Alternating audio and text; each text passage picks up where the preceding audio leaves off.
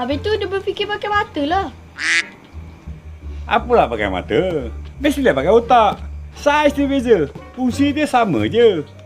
Apalah kau ni? Tak adalah, tanya je. Sebab soalan ni selalu keluar masuk exam. Nak tanya lagi boleh? Apa? Nasi lemak berasal dari Selangor ke?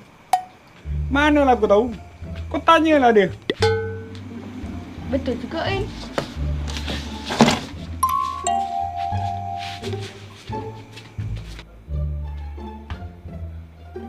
Kau asal mana?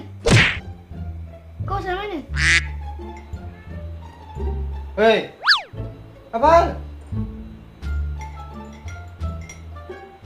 Apa? Tak, kau bercakap dengan siapa? Dengan nasi lemak ni? Tak, kau apa bercakap dengan nasi lemak? Ha? Siap tanya dia asal mana? Biar kau tanya dia sekali, dia pakai kereta apa?